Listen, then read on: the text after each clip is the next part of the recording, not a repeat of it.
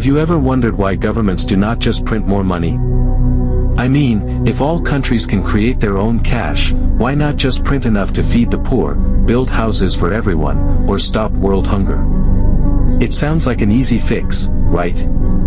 Well, today we are going to explore that question in a way you have never heard before. We will start by looking at something really simple. Money printers.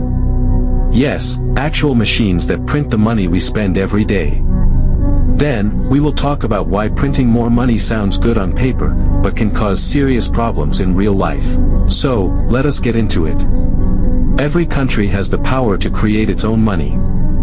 That means yes, every country has money printers.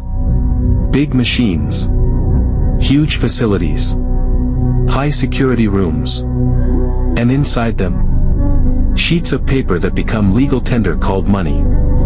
Let us look at some of the biggest, most well-known countries in the world, and how many money printing facilities they actually have.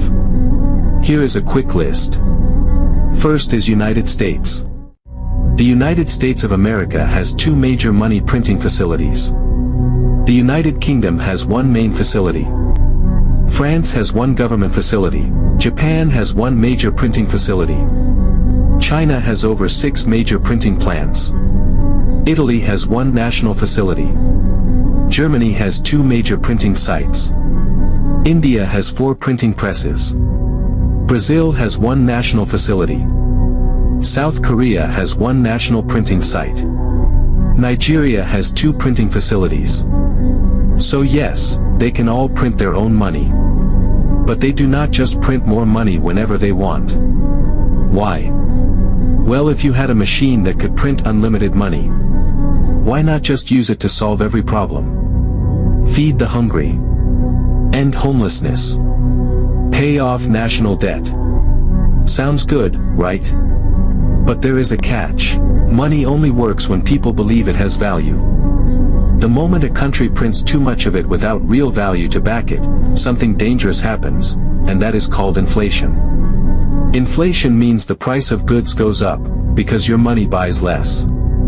And when countries go too far with money printing, inflation becomes hyperinflation. That is when prices double in days or even hours. By then people might need wheelbarrows of cash to buy bread. This has happened before. Real stories. Real pain. Zimbabwe printed huge amounts of money in the 2000s. A loaf of bread cost over $1 billion Zimbabwean dollars.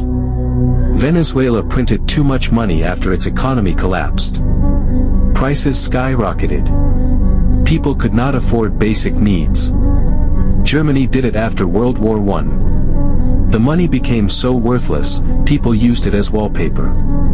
In every case, more money did not fix the problem. It made things worse.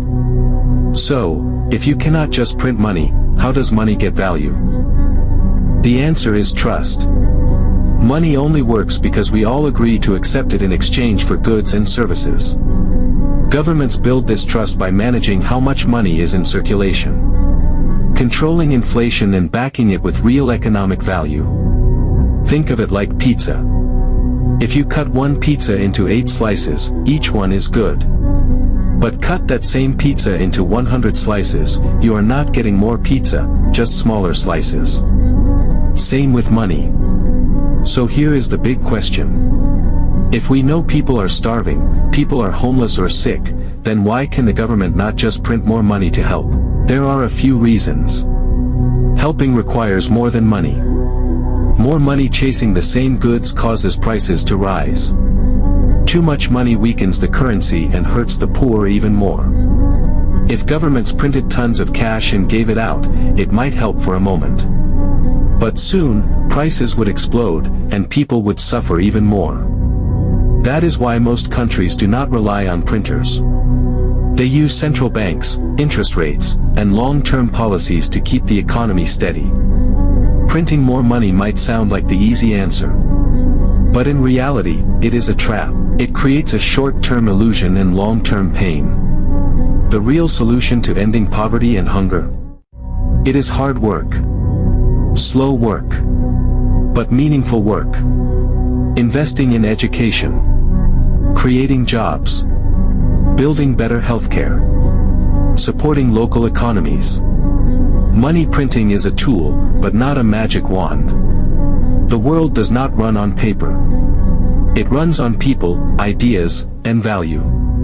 So next time someone says, the government should just print more money, you will know exactly why they do not. And that makes you smarter than most people.